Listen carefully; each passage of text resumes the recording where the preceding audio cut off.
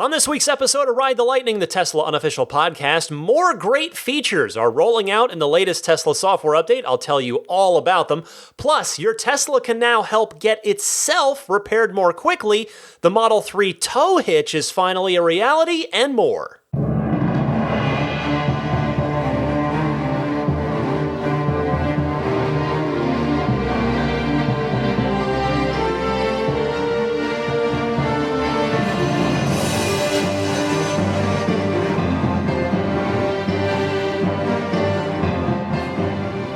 What's happening, friends? Welcome to Ride the Lightning, the Tesla unofficial podcast, episode number 197, creeping up on 200. This is May 12th, 2019, although I'm actually recording this week on May 9th, Thursday night, a little earlier, one night earlier than usual this week.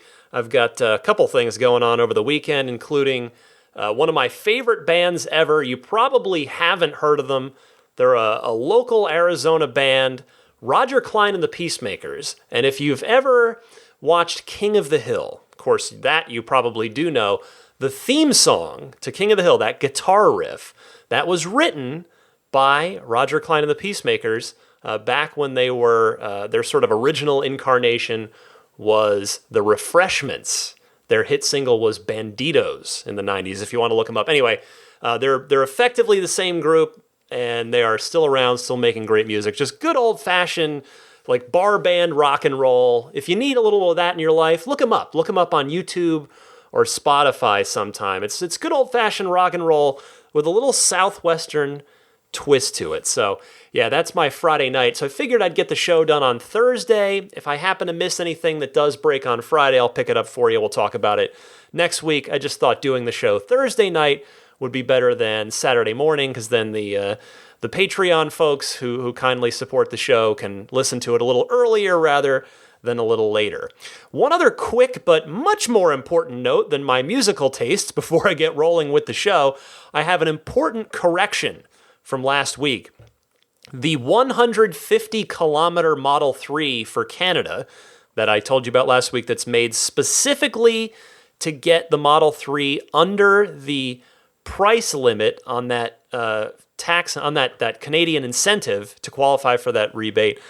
Turns out that car cannot be upgraded. That cannot be software unlocked. So Tesla really, really doesn't want you to buy it. You probably shouldn't. Please do not buy that car, because you will be stuck with a very, very, very short-range car, especially in a Canadian winter. Your range would be real bad in a Canadian winter on that one. Get the standard range plus, which does qualify for that $5,000 back. And I want to thank a number of folks that pointed that out to me after the show published last week. And I sincerely apologize for the error. I do my best to get the facts right. I don't want to be throwing hearsay out there. I want to be a reliable source of information for you. So I apologize for the error on that one. Okay, with those housekeeping notes out of the way, let's get on with the news proper this week. And the first one is just a fun thing that I thought would be really interesting to share. I hope that none of you ever see this. I hope I never see this. But it's good knowledge anyway. Check this out. Your Tesla will now automatically order parts for itself if it happens to detect a specific issue. So this was posted to Reddit. An example of it was posted to Reddit, where someone had a screen that popped up that said, an unexpected condition with the, in this case, power conversion system on your Model 3. A replacement part has been pre-shipped to your preferred Tesla service center. Please use your Tesla mobile app or your Tesla account to schedule a service visit appointment now. That's really cool. And if you remember, actually, Elon had mentioned this on an earnings call a quarter or two ago, if I remember correctly. So it is great to see that actually has come to fruition. This feature has been implemented. Although, I'll tell you, given the way that I'm going, I'd love to see this applied to the tires if it detects PSI that's too low. Have it just make sure we've ordered a tire for you and made sure it's in stock at the nearest service center. That would be nice. But in all seriousness, This is super cool. And again, this is one of those things.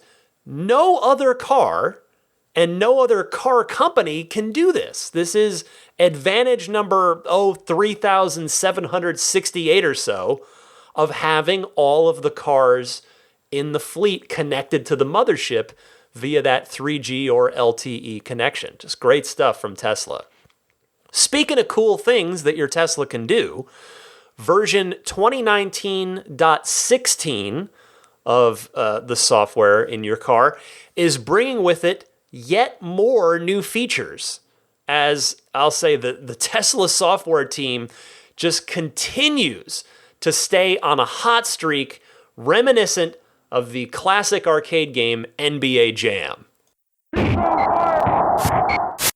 You know, I thought it would be fun to play the He's on Fire clip from NBA Jam right there, so I went and found it on YouTube. I forgot how poorly that has aged in terms of the audio quality. I remember when that sounded amazing. Now you can barely understand it, but anyway, NBA Jam, for those of you old enough to remember. Good stuff. Back to the action here. So as soon as you get 2019.16, and not only have I not received it as of this recording, it doesn't seem like really barely anybody in the community, just a few people so far, but the first thing you will notice when you have this update is the new and improved driving visualization. That's the render of your car and the cars around you, which on the S and the X is in the instrument cluster in front of you, and on the Model 3 is on the left side of your dashboard screen. So it is now, when you're not on the highway, it zooms in on your car and shows it turning. As Tesla puts it in the release notes, it zooms in and out to, quote, better utilize screen space and inform you when a vehicle is detected in your blind spot, end quote. And by the way, if you happen to look at clips of it online, it just looks cool. Now, my hope is that by the time you hear this podcast, that you get the update yourself and you'll be able to check it out. But yeah, it looks really cool. Can't wait to get it myself. But that's not all. The second thing that this 2019.16 update adds, Sentry Mode is getting some really nice improvements. It will now prompt you when you park the car to turn Sentry Mode on, which will save you the trouble of having to dig down a couple menus deep. And on top of that, maybe more importantly than the convenience of the menu digging, it will help you to not forget to turn it on, which, hey, it happens to us all sometimes. I know I've had that happen to me. Also, you can set it to be default always on anytime you leave the car, period. But it's super smart about it. It knows your home and your work, if you've set those in your car, and it can be set to turn off at home and work. And any of your favorite destinations, which, by the way, you can set those in your navigate menu. I recommend doing that so that your favorite spots, you don't have to type in the addresses every single time. Those individual case-by-case favorite spots can be opted into or out of that automatic Sentry Mode activation on a one-by-one basis. So if one of your favorite places is, let's just say, the movie theater, maybe you go to the movies all the time, well, you probably want Sentry Mode to be on there so you can have it turned on there, whereas maybe one of your other favorite places is your mother's house, so you go there and you don't need it there. You're either in her driveway or what have you, and you probably don't need it. So that's pretty cool. Third part of the 2019.16 update, and this was mentioned a while ago by Elon, and it has now come true, the software update preference. You now have the option to receive new software updates as soon as they're available for your car configuration and region. Those are the Tesla words from the software release notes. You'll tap Controls, Software Update Preference, and go into the Advanced menu to set that. So that means, yes, you can now get software updates more quickly if you go ahead and opt into that. No more crossing your fingers, boosting your Wi-Fi signal, and making an offering of organic kale to the Tesla gods, hoping that you get it soon. Organic kale? Where do I get this? I don't even know. Why did I say organic kale? What would have been a better analogy? I don't know. Anyway, It's a dumb joke. Hopefully it made you can laugh at me. It's fine. I've said that before. I don't mind being laughed at on this podcast. I put myself out there. Sometimes it goes well and sometimes it doesn't. But anyway, this update's also got the lane departure avoidance features that I talked about last week. So bottom line here, this is yet another great update. Just a tremendous update. Tip of the hat to the Tesla software team. In my opinion, my humble opinion, they are absolutely killing it in 2019. It's not to say they weren't before, but I've said this before. Just this year, if you look at this year, they have just added an incredible amount of features and conveniences to the cars in 2019. It has just been awesome to see. So thank you to the Tesla software team. Next this week, remember when Franz von Holzhausen was quoted as saying that a tow hitch was definitely coming for Model 3? Well, that day has come. He was not a liar. It has happened. However, there's a bit of a catch. It's only available in Europe as of now. A quick tip of the hat thank you to listener Andy from Leamington Spa for the tip. I think I probably mentioned this the last time Andy called in, or I mentioned Andy on the show. Leamington Spa, home of Forza Horizon developer Playground Games.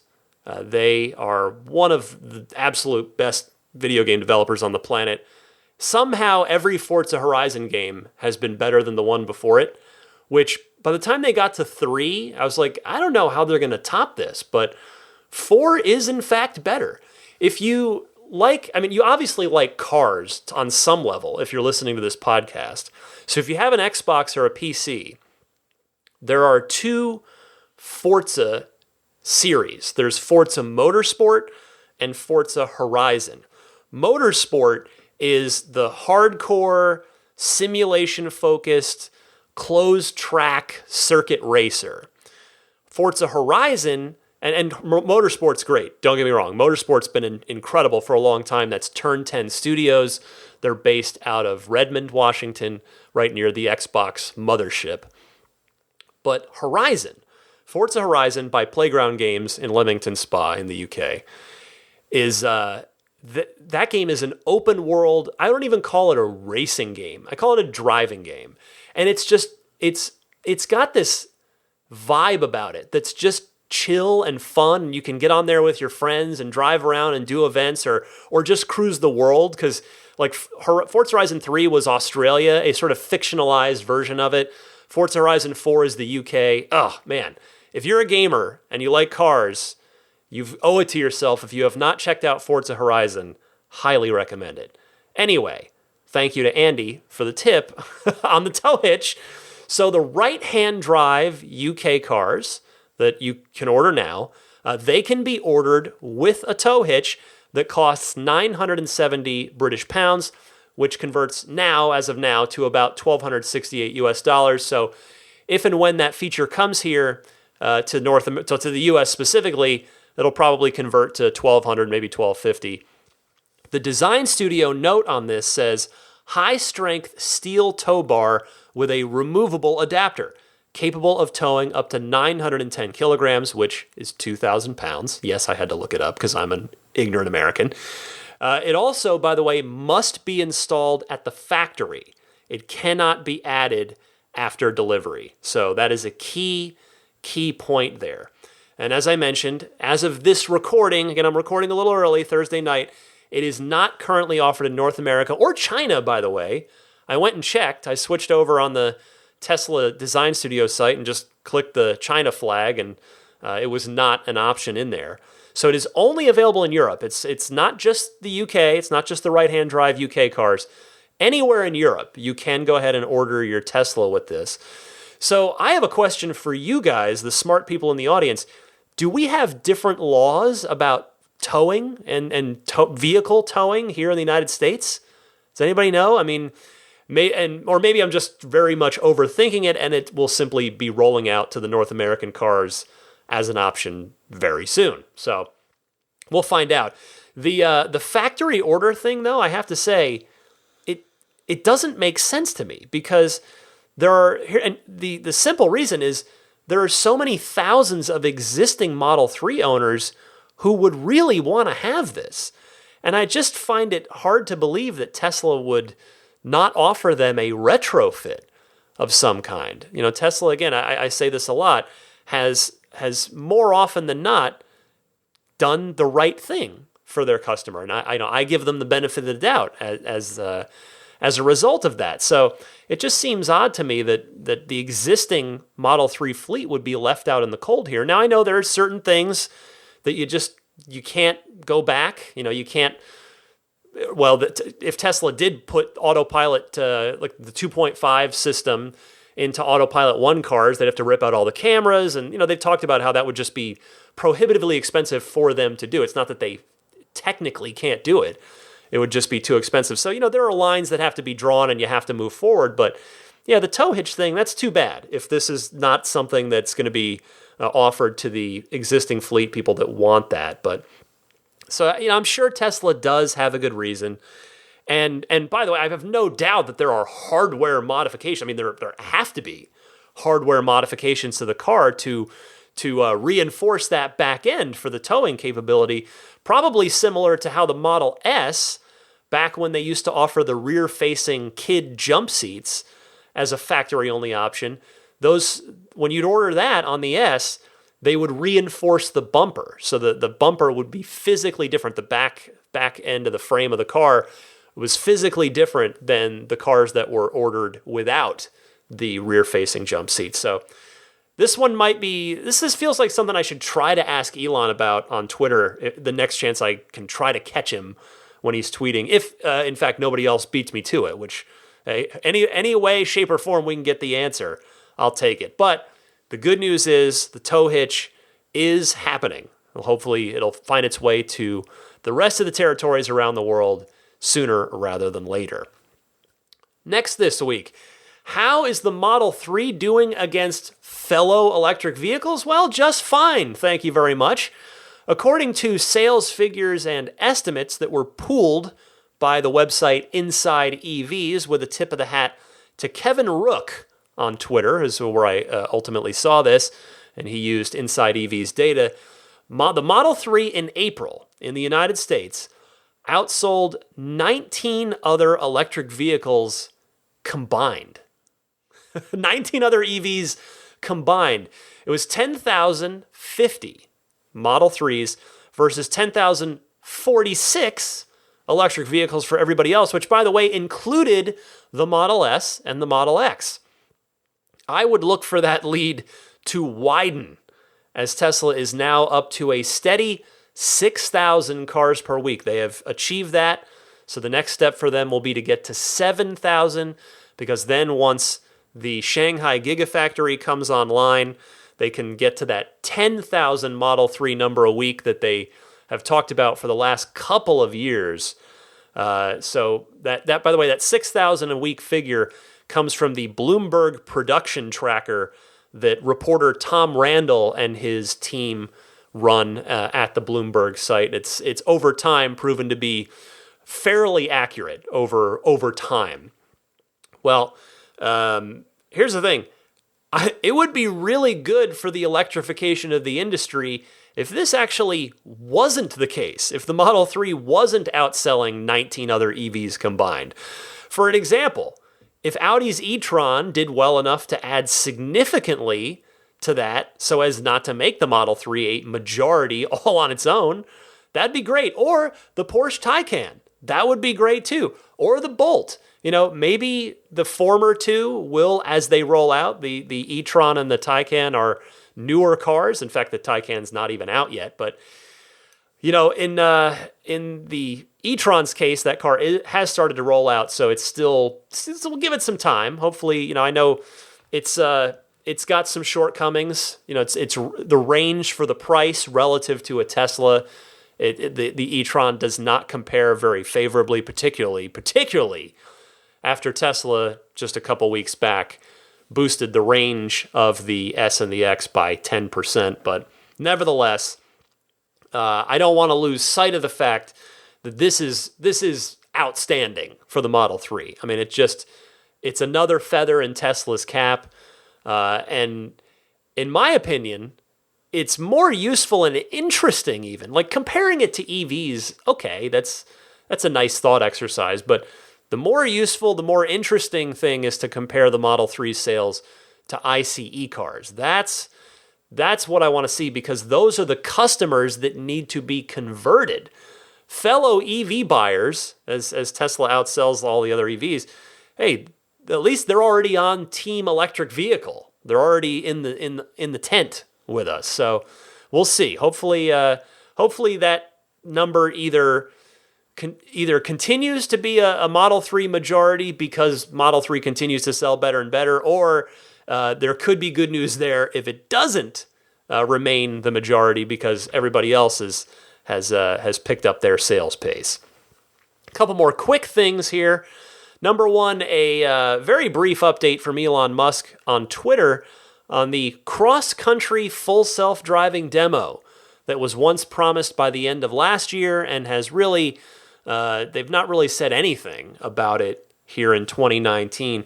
Elon was asked about it on Twitter and chose to respond, first with a joke, but then with a serious response where he said, quote, "We could have gamed an LA to New York Autopilot journey last year, but when we do it this year, everyone with Tesla full self-driving will be able to do it too." That is cool.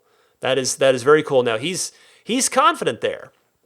To clarify, just before you let the thought get too far away from you in your head, that is not going to be a fall asleep and the car does absolutely everything, no intervention.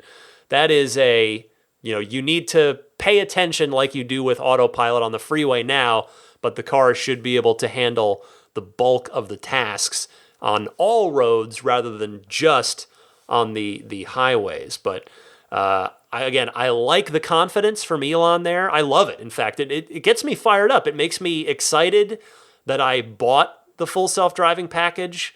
What was that? I guess like 2 months ago, month and a half ago now. Oh man, no, it was 2 months ago already. And by the way, investors seemed quite impressed by the 11 or so mile Palo Alto demo that they got a couple weeks back. But hey, cross country is another matter entirely. I really hope Elon's right and that we can do it by the end of the year, the end of the calendar year, because I would sure love to be able to head to Arizona again over the holidays like I did last year without having to do much, if any, of the driving this year. That would Autopilot already made it a much more relaxing trip. Full self-driving would make it even more chill. That would be even better. So we'll see. In fact, and I'm hardly the only one who's going to be doing holiday driving in their Tesla. Lots of people do. So good stuff on the way from Tesla. Elon maintaining his confidence in the timeline for the full self-driving features. Finally this week, I just wanted to send a quick congratulations to the state of Colorado for passing a law that now makes icing an electric vehicle charging spot punishable by a $150 fine. What I'm talking about there is the people that park in supercharger or just electric vehicle charging spaces. Internal combustion engine vehicles parking in charging only spaces, they can now be fined $150 per incident in the state of Colorado. And a special shout out on this to a listener of this podcast, Sean Mitchell, who I've had the pleasure of meeting.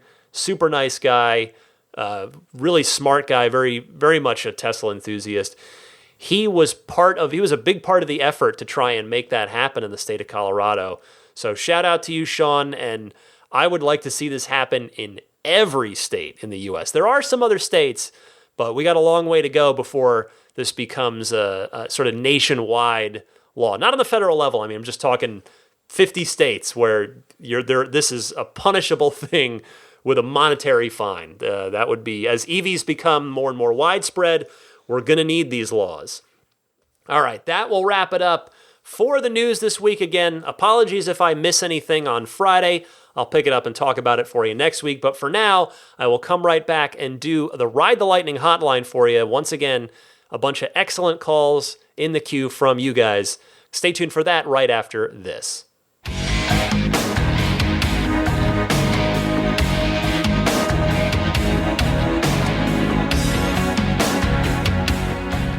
Time for the Ride the Lightning hotline, where I discuss your questions, comments, and discussion topics pertaining to the world of Tesla. I remind you that you can participate very easily. I invite you to do so. I encourage you to do so. Drop me a line. You can do that one of two easy ways. Either use your smartphone's built-in voice recorder and send me a recording. Make it about 90 seconds or less if you can, and email the file to me at teslapodcast@gmail.com. The other way to do it is to call and leave a message on the Ride the Lightning hotline itself. That toll-free number to dial is 1-888-989-8752.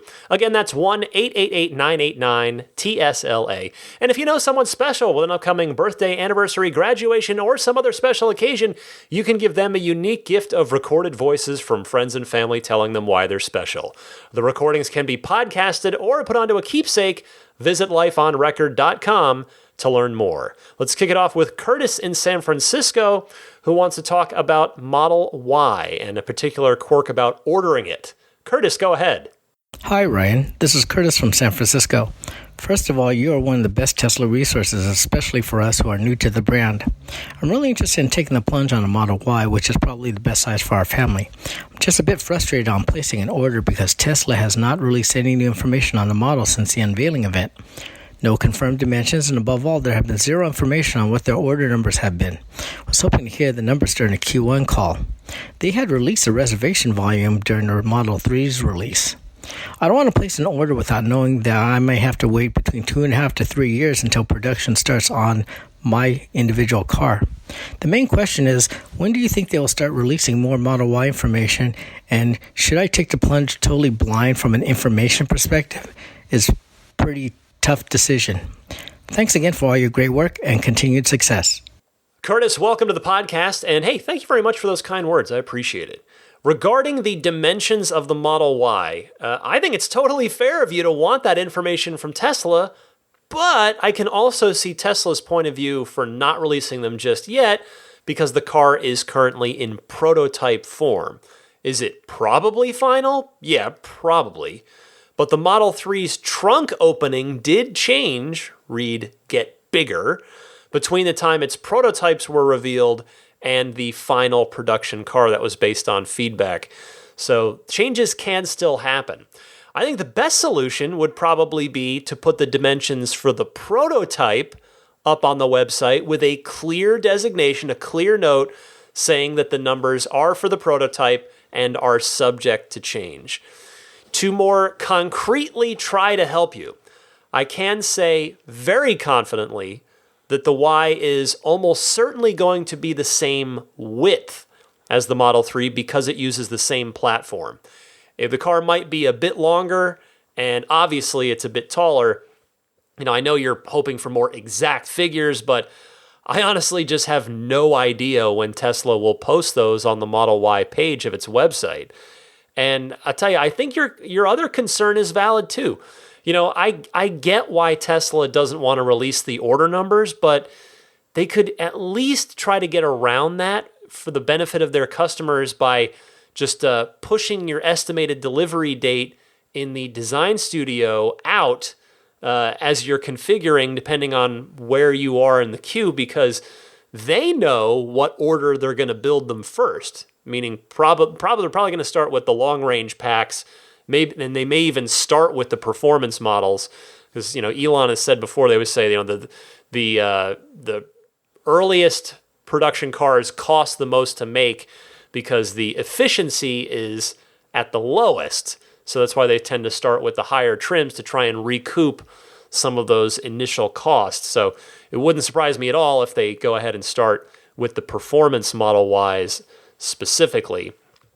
But and then we know for a fact that the 3-row version of the Model Y is not going to enter production until 2021 sometime. Well, I would say that, if you're willing to put a little bit of faith in Tesla, go ahead and put your order in now, because I say that for this reason. The line is only going to get longer as the time goes on, and the money is refundable. And, let's be honest, it unfortunately doesn't look like there is anything else coming from any other car company anytime soon that's going to outdo the Model Y. And even if there was, again, your money would be refundable on that. So I would suggest, if it's financially feasible for you, to put the order down now and get in line so that you can hopefully get it sooner rather than later. Thanks for calling in, Curtis. Let's go to Ryan in Cleveland. He did place an order for a long-range rear-wheel drive Model 3, but has a question about the referral program and the supercharger bonus miles. So Ryan, go ahead. Hey, Ryan. This is Ryan out in Cleveland. I wanted to call you for two reasons. Super excited. I finally placed my order for my long-range rear-wheel drive 3 after listening to your podcast for years. I appreciate all the entertainment you've given me. But the other reason that I'm calling is you're talking about the referral program and it going from 1,000 to 5,000 miles. I went to order mine, and I found out that that mileage expires monthly. So it doesn't accumulate or build up or carry over to the other months. So a lot less value than maybe it would seem otherwise. Maybe that's for Ohio only, because I know we have stupid laws here that restrict the referral program in general. So thought I'd pass it along. Have a good one. Thanks for everything. Fellow Ryan, I would like to thank you because thanks to your call, I learned something new this week in the world of Tesla, which, again, I always appreciate when I can learn something new. So in looking this up, it turns out that there is fine print on this on the Tesla site. It's not quite as drastic as you mentioned. So if you go to the tesla.com/referral page, it says this, quote, "Free supercharger miles will apply to any vehicles on the same account and will expire 6 months after the miles are added. Each additional referral will extend the expiration date by 6 months," end quote. So there you go. They do indeed expire, but if you keep getting referrals, the expiration date keeps getting pushed out. So that means even if you've only got one referral during the current 5,000 supercharger mile referral window, that means you've got 6 months from the person's delivery date, not from their order date, because you get the miles when the person takes delivery. So 6 miles from the person's delivery date to burn that 5K, I guess, for the referrer and the referee on that. But so that says to me, 6 months, 5,000, okay, summer road trip. If you decide to take a summer road trip, it will be free. Will in England is up next. He ordered himself a right-hand drive Model 3 now that orders are opened, and wanted to talk about that a little bit. So Will, go ahead. Hi Ryan, this is Will from England. Greetings and thanks to you all. Just ringing to say that I am very excited to report that I have just ordered the right-hand drive long-range all-wheel drive Model 3. I am very excited about this, or as you people across the pond would say, super excited. Just a thought, as a newbie owning and driving a Tesla Model 3, to be honest, I'm a little overwhelmed by the volume of helpful information and expert tips that you have from yourself and all your listeners. I don't really know where to begin to access this gold mine of information, and wondered, is there a mechanism that you can think of for indexing it, buying an app even, or even if there are ideas from your listeners?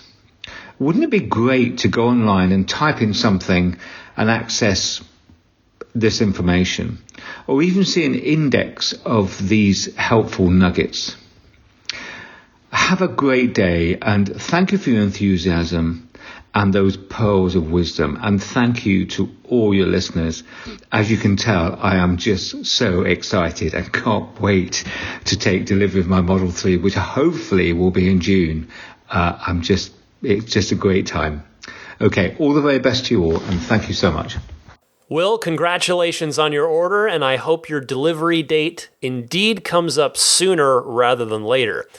To your question, there are some people like my friend Kim from Like Tesla that have made compilation videos of a bunch of the, quote unquote little things in a Model 3.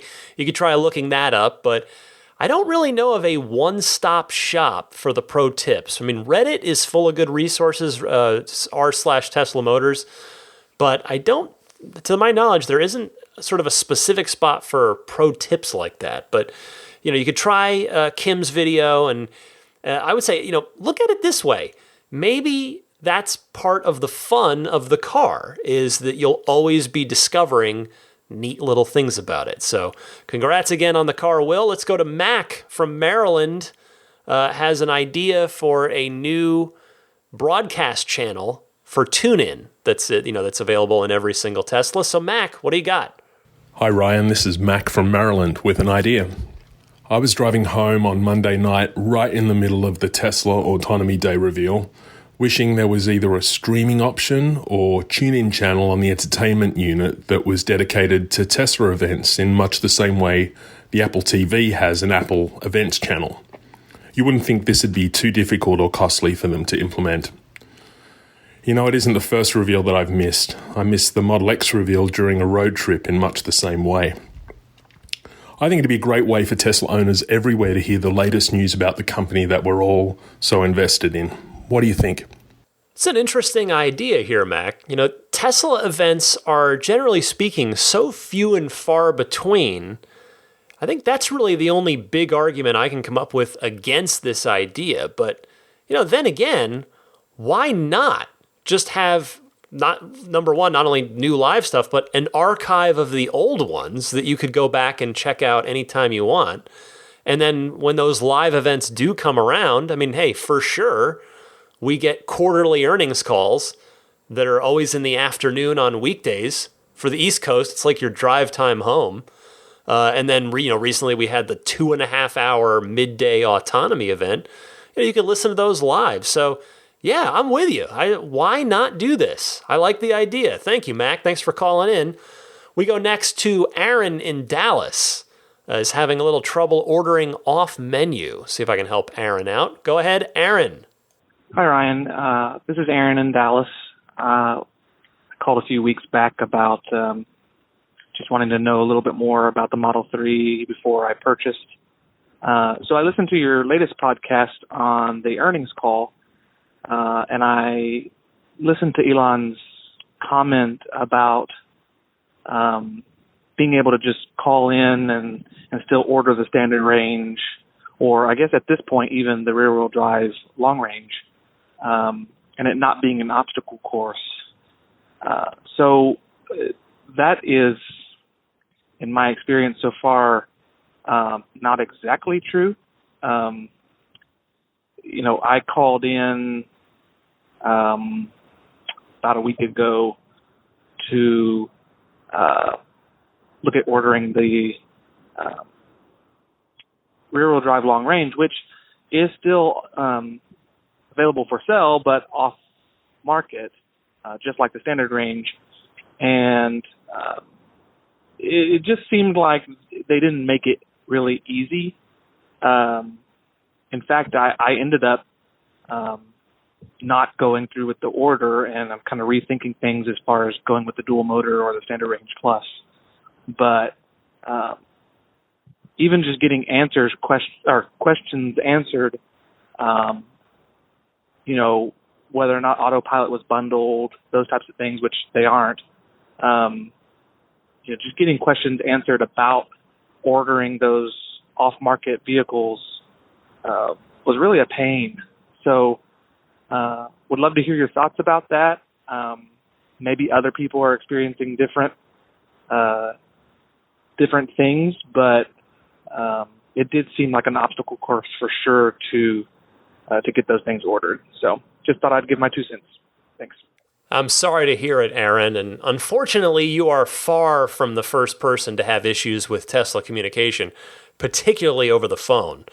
Thankfully, the community is here to help as best we can, though you obviously still need Tesla themselves to actually order an off-menu car if that's what you decide to do. So all I can say is feel free to email me with any questions you may have if I can be of help, but otherwise, best of luck to you in whatever you decide.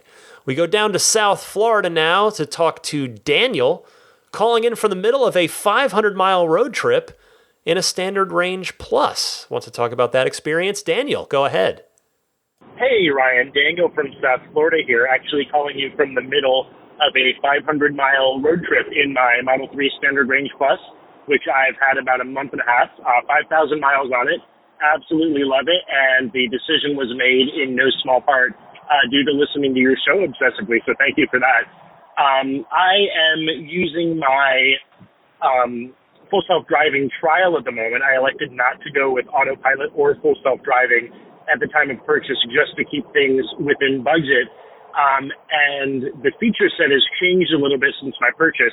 And I've got some questions about your thoughts on where the lines between Autopilot and full self-driving are recently shifted, namely in the removal of the auto lane change from Autopilot to full self-driving. What seems to make sense to me is that the old way of drawing the lines was probably the most correct, where you could have the car change lanes manually via starting it using the turn signal stop. Now, it makes total sense that you can change lanes automatically with or without it being okayed by the driver when you're using full self-driving, but it just seems like a weird feature hole to me that you have to turn off Autopilot to make what is probably the most unsafe of driving gestures, which is, moving laterally lane to lane, only to re-enable it. It seems like you can forget to re-enable it. It seems like a safety-oriented feature like Autopilot would definitely want you to have something like that enabled. So just really curious to hear if I'm the only one thinking this, or if that seems like something that should be included in standard Autopilot rather than full self-driving. Love the show. Thanks so much. Have a good day. Daniel, I hope your road trip went well. And hey, thanks for calling in. I think I talked about this when the change was first made, but in short, I am in 100% agreement with you.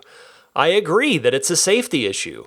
It has to be less safe to disengage Autopilot and then change lanes yourself than it is to have the car use its cameras and sensors to do it by itself while maintaining Autopilot being turned on.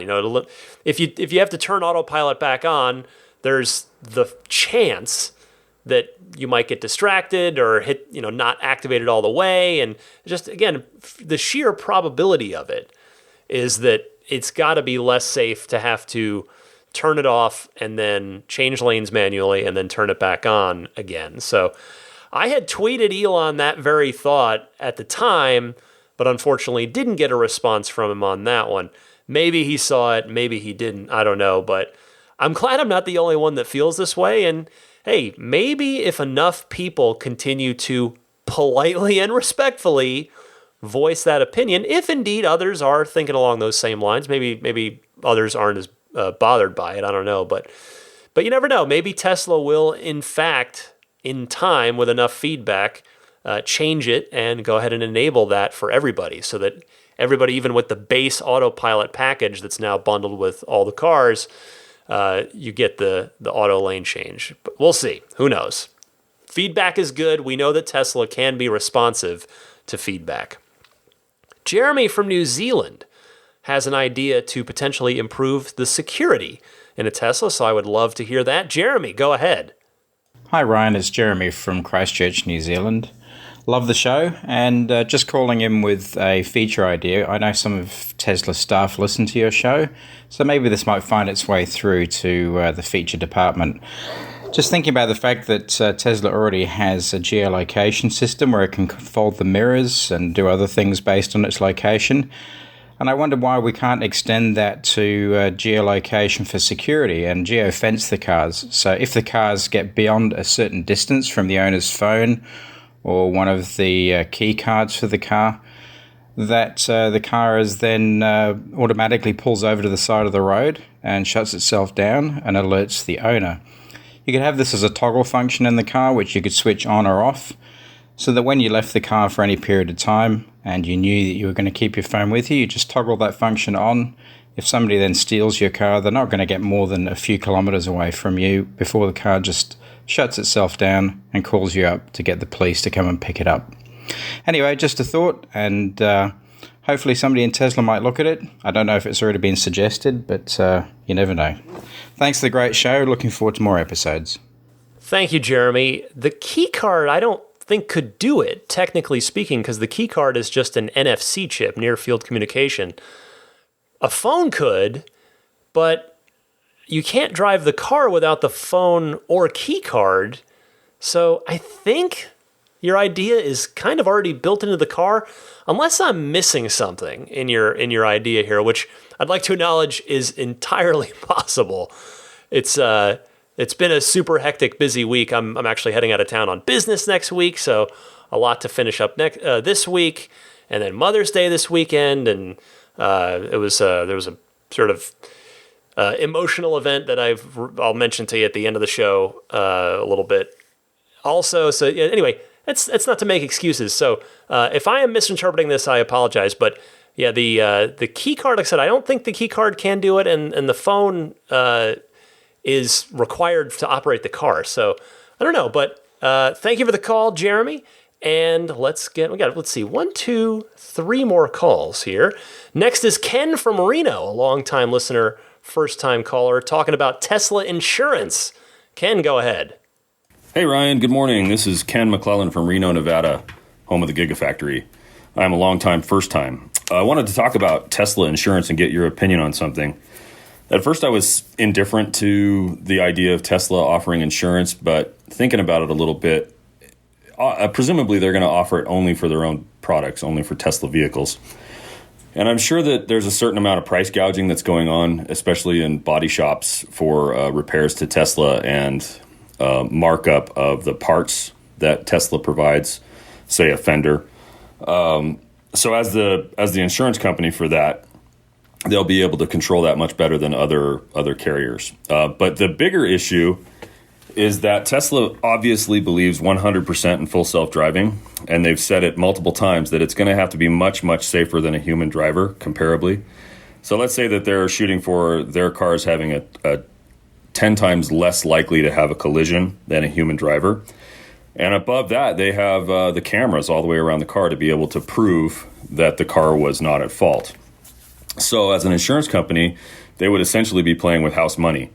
They could also work out deals with owners that did not buy full self-driving to possibly lower their rates so that they could use full self-driving for a reduction in their premiums.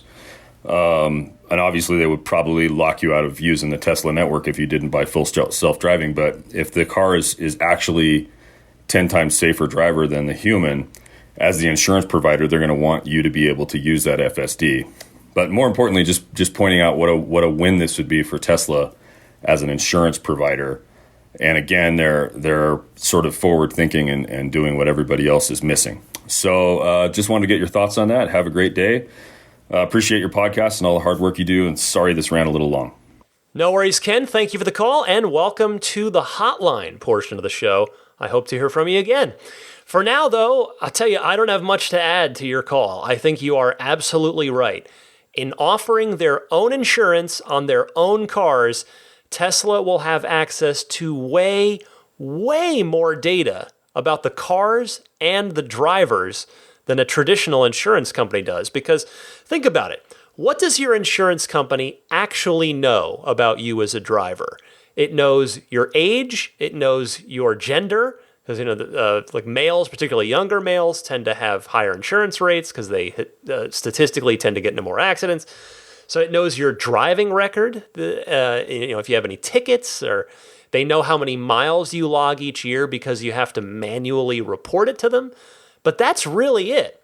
Tesla they don't know anything about your actual driving. Are you an aggressive driver? Are you a super conservative driver? Tesla they have all that stuff and can use all of that data to offer a much more accurate assessment of each driver and price their rates accordingly.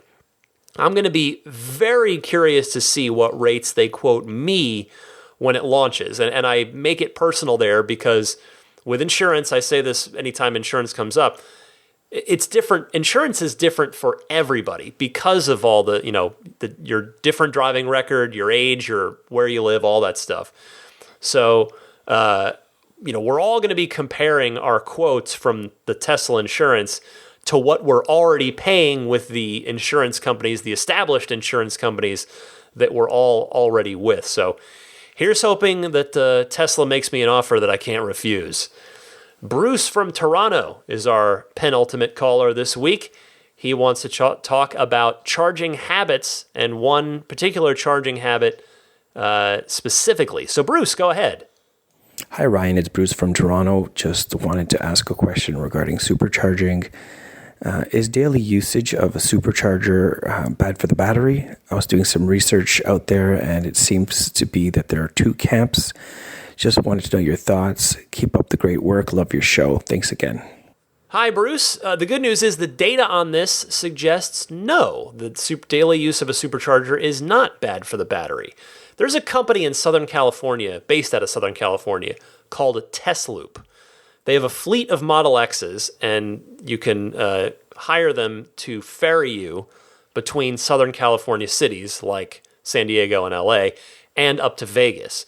So they have cars in their fleet with 300,000 miles on them, and they supercharge those cars every single day. They constantly are supercharging them during those routes.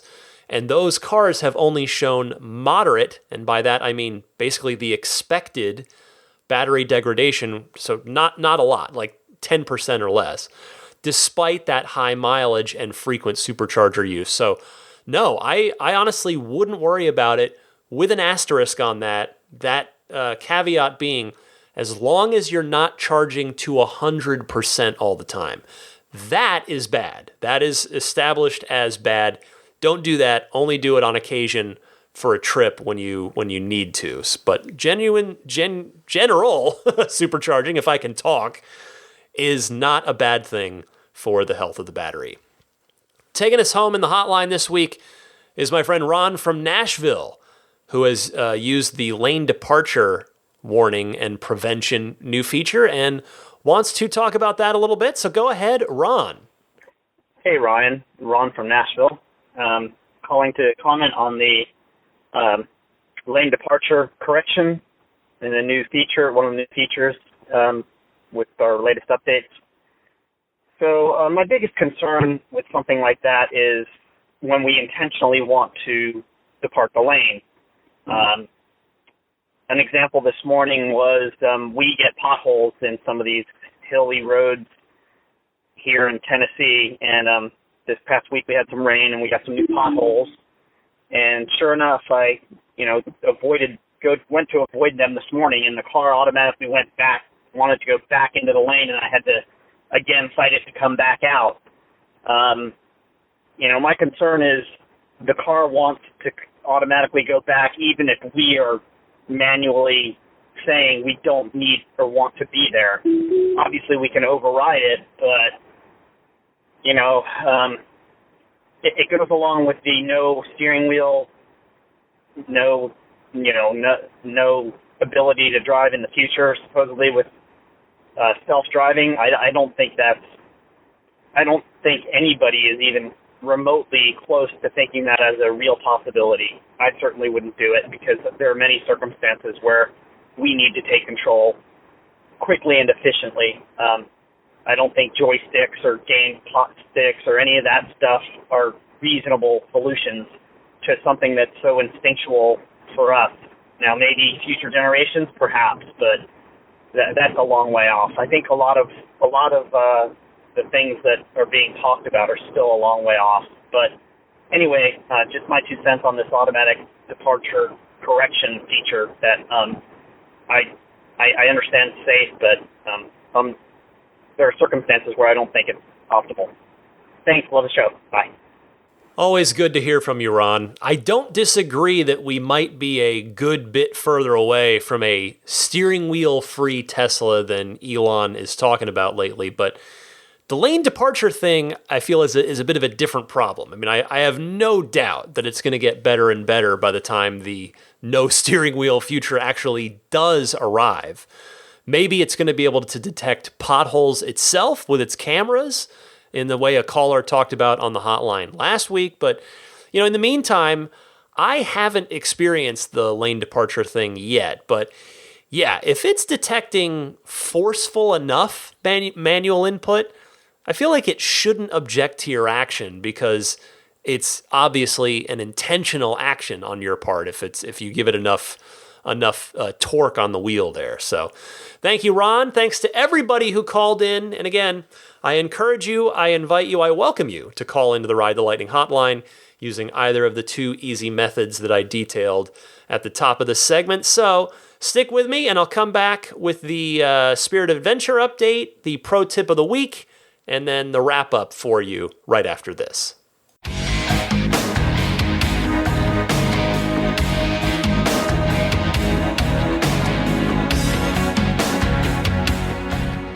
Well, I haven't had any particularly notable adventures in my car this week, just regular old commuting, but I am happy that the car is clean. It had been clean-ish, but very dusty for a couple weeks, including while we were gone on our trip. So finally cleaned it last weekend, and it just, again, it makes me happy that car is clean. I enjoy the process, and I enjoy the result of it being clean. Although I will say, when I was cleaning it, I noticed, it's like, okay, I've got my all-weather floor mats in there that I managed to get in time for the rainy season that started last fall. And my carpets, my interior floor carpets are sitting in my garage. And I thought, I should put those carpets back in. But I'll tell you, I thought about it, and because our rainy season's finally over, knock on wood, I'm pretty sure it's finally done. And I've decided, I was looking at the car after I cleaned it, and I think I'm just going to keep the all-weather Tesla floor mats in there because I have to say, I like the look of them. They're fairly minimalist, but they've got the Tesla logo, like the lettering on there, and like they're minimalist but nice, but they do a nice job, and they're fairly easy to clean. Whereas the carpets from back when I had those in the car after I first got it, the carpet, they just tend to trap dust specifically. And so, I think I'm going to stick with the all-weathers for a while and just, unless I get sick of them. But yeah, I'm feeling good about them. I know there was some discussion out in the community.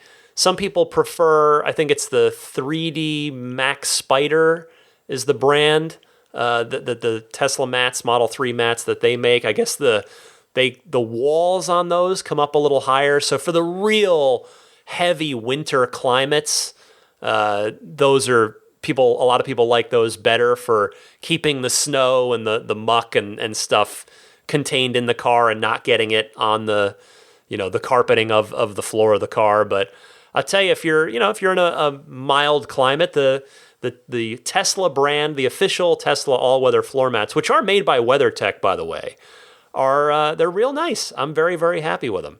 And last I checked this week, they are available in stock once again on the shop.tesla.com site. All right, time for the pro tip of the week. It comes to us from another longtime listener, first-time caller, Somi, who just got her car 2 weeks ago. She's got a pro tip for us. Somi, go ahead. Hi, Ryan. This is Somi. I am a longtime listener, first-time caller. I took delivery of my Model 3 just over 2 weeks ago. Oh my gosh, I love this car. It is so much fun.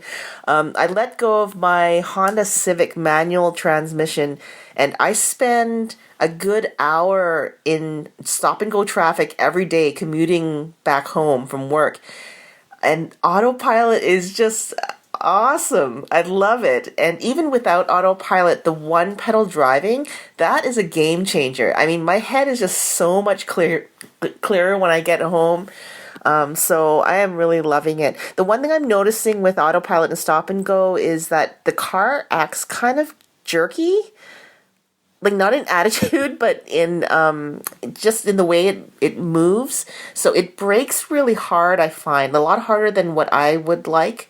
When the car in front of me stops, and then when the car in front of me starts moving again, there's like this sluggish response from the Tesla, and it doesn't start following right away. And so I've actually been honked at a couple times already because the car behind me thinks that I'm not paying attention. So, which I should ignore, but it is kind of irritating. I think I might have found a couple of little tips. So the first one, I do find it brakes more gently if you put the car length at about 3 or more, and not at 2 or 1.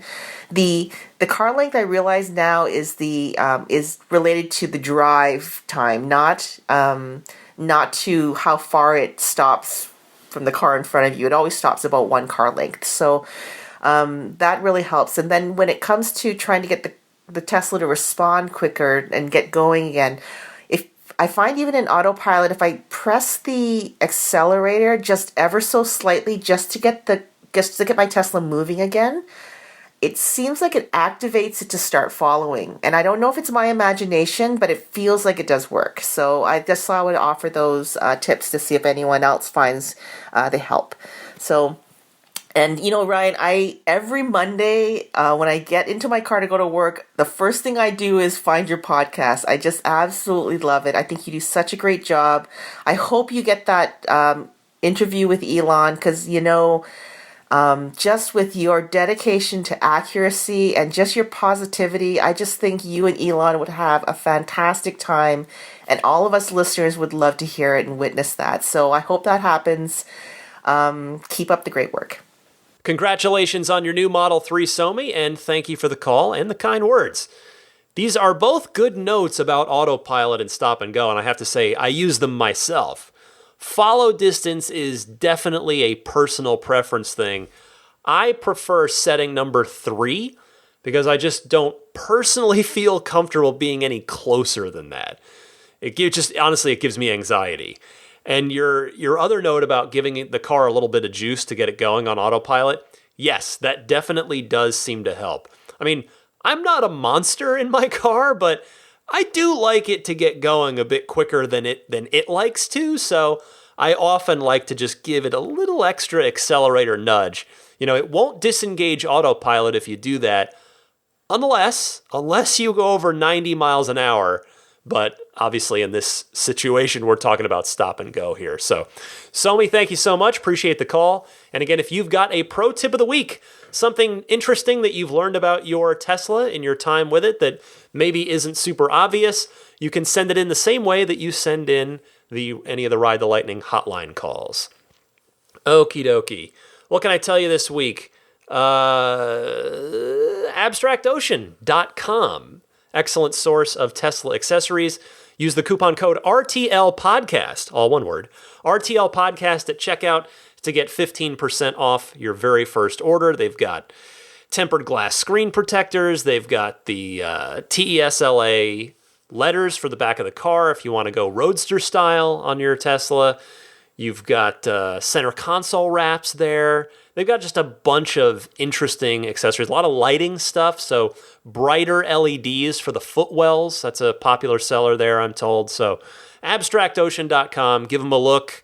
And if you do decide you want to buy something, your best bet is to pile up everything you're interested in your cart at once so that you can take full advantage of that 15% off discount for first-time customers. Meanwhile, Immaculate Reflections, find their website at irdetailing.com. Look them up on Yelp and Instagram at immaculate_reflections on those respective sites so you can see their handiwork. 16 years. I guess, I think I got to update that note. It's got to be 17 or 18 years at this point of experience. Immaculate Reflections, man, just absolutely one of the Bay Area's premier detailing solutions. They've taken great care of me. So if you're in the Bay Area or you're going to be in the Bay Area with your car, maybe you're taking delivery in Fremont, you want to get some paint correction, paint protection film, ceramic coating, clay bar treatment, whatever you want to do, they can help you out over there at Immaculate Reflections. Follow me on Twitter at DMC_Ryan. That's also my same handle on Instagram, if you're curious about that.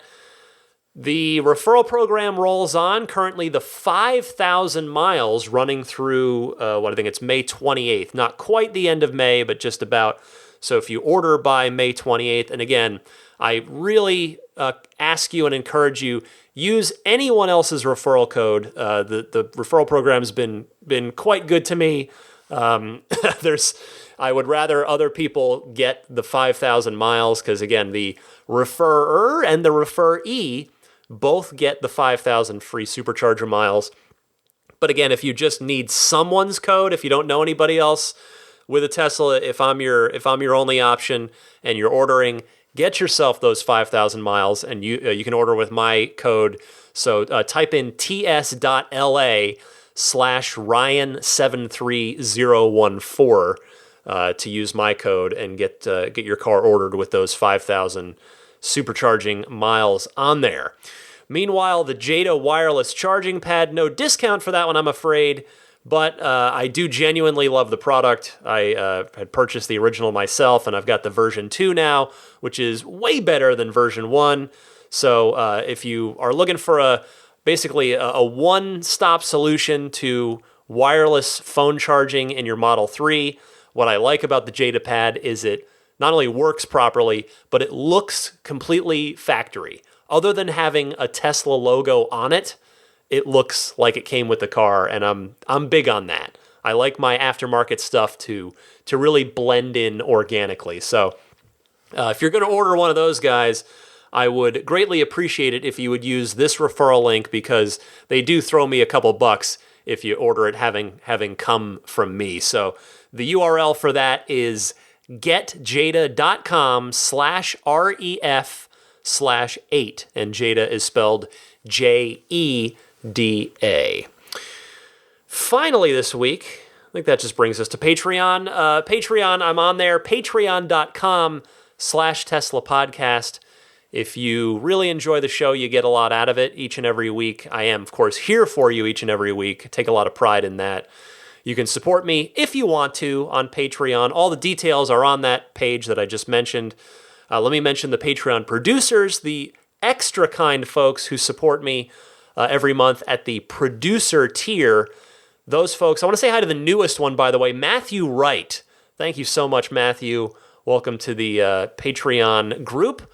We've also got, of course, DJ Harbaugh, Pete White, Wolfgang Obergen, George Cassiopo, David Brander, Jonathan Wales, Alexi Heft, Logan Willis, Matthew Parra, Michael Lester, Robert Miracle, Jason Chalukas, Joe Edgel, Tim Hyde, Marcus Mayenshine, Lars Hoffman, Lawton from Chicago, Peter Chalet, Rome Strack, David Vakil, Ulrich Lassa, Luke A., Eric Randolph, David Nondahl, Gabriel Salays, Jerry and Mary Smith, Brian Hope, Bill Royko, Lyle Austin, Joel Sapp, Dorian Steve Guberman, Luxendary.com, Michael Waddle, Daniel Grummer, Josh, Jeremy Harris, Tesla Owners Taiwan, Rob Brewer, My Tesla Adventure, Ron Lee, Lambert Lee, Chris Konesnik, John Cody, and as I mentioned, the new guy, Matthew Wright. Thanks so much to all of you. And I've mentioned this on occasion, but if you don't already subscribe to this podcast, that's a totally free thing. It just means if you do that, the podcast will be downloaded to you every time there's a new episode, rather than you having to go seek it out every single week. So you can do that on any of the major podcast services. Look me up on iTunes, Google Podcasts, Stitcher, TuneIn, Spotify, YouTube, or you can always hit up the hosting site as well, teslapodcast.libsyn.com. That's actually where to pick up the RSS feed, is on the hosting site. Finally, the emotional thing I mentioned earlier in the show, it wasn't thankfully a huge deal, but I mean it was just good to sort of spend a little time this week to reflect. This week is 2 years, the 2-year anniversary of losing Maggie the boxer. If you're a newer listener, Maggie was my first dog, also a boxer, just like Daisy. It's why Daisy is a boxer, because Maggie made me a boxer person forever. And Maggie was she was my whole world for a long time. That dog, as our wonderful pets do, they are with us through thick and thin. And again, so it's just quickly for newer listeners, Maggie was with me through a divorce when I just had nobody. I was the ex-wife was just gone, just cheated and bailed, and it was just me and Maggie. And I have no family here in the Bay Area. Now I do, thankfully, because I'm married to a wonderful woman and her brother and their sister-in-law and their 3 kids. Now my nieces and nephews are here, and that's great. But at the time, it was just me and Maggie, and that dog. That I'm convinced Maggie just barely kept my head above water, emotionally speaking. Not that therapy helped a lot too. Don't get me wrong, but yeah, Maggie was a special dog. My first dog. I'll never forget her, and it was 2 years ago this week that I had to say goodbye to her. So I was doing a little Twitter thread remembrance of her the other day, and I was looking at her Twitter page. So if you may think it's silly, you may laugh, and again, that's fine. You're always welcome to laugh at me. I don't mind. I can't hear you unless you call in to laugh at me. But I years ago I had made a Twitter account for Maggie because I wanted to use it. I didn't promote it. It wasn't a thing I was looking for followers on. I made it for myself as a way to chronicle her life. And it became, of course, way back then they didn't even you couldn't even embed pictures on Twitter super easily. So it's the archive of it's a little messy, but I was scrolling through the at Maggie the Boxer Twitter feed this week on the anniversary day, which was the 8th. Yesterday, in fact, as I record this, was Wednesday. And yeah, it was just definitely some tears. Of course, because unfortunately, when you start looking at it, it starts at the end, and then she gets younger as you scroll. But yeah, there were some pictures that made me smile. There were a couple that made me just absolutely crack up laughing. And yeah, it's weird. 2 years, in some ways it feels like it was yesterday. In other ways, it feels like it was a long time. And I'm blessed to have Daisy here now, who's just been a great dog and a great addition to our family. You should see my daughter. I guess something about the fact that Daisy has been here, like my daughter's been old enough to be aware of Daisy and a puppy, like right from day one, whereas, Maggie already lived here when my daughter was born, and she was, of course,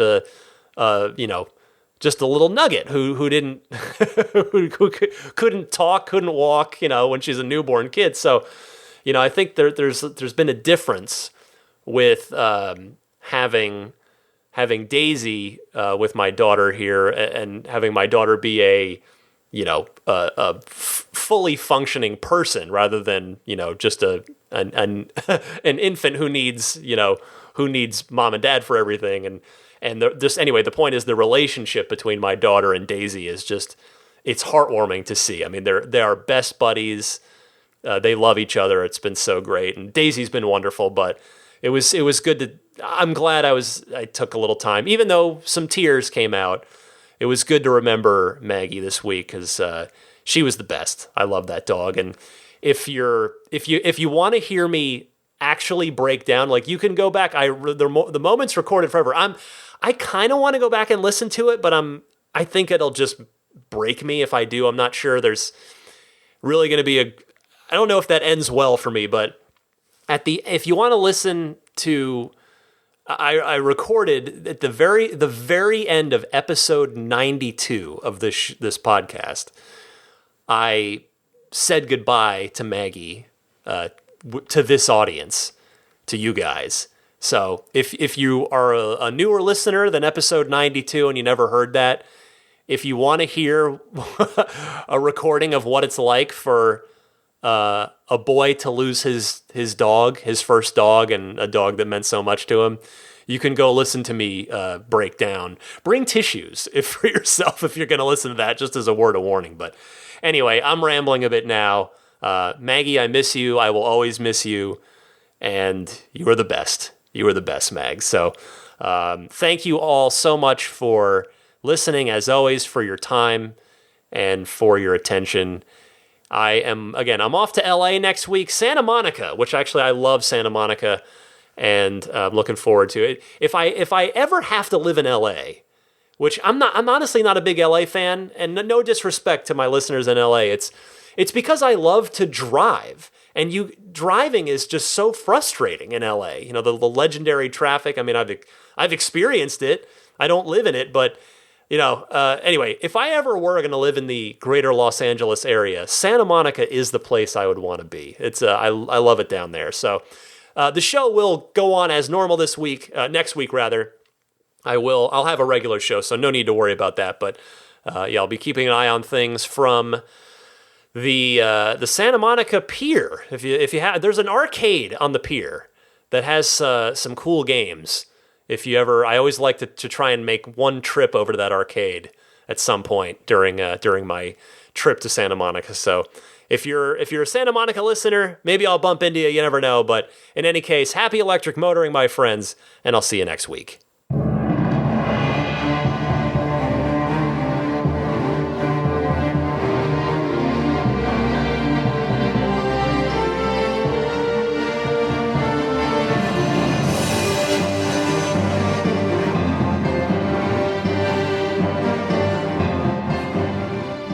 I mean, I think a Tesla is the most fun thing you could possibly buy ever. That's what it's meant to be. Well, our goal is to make it's not exactly a car. It's actually a thing to maximize enjoyment. Make it maximum fun.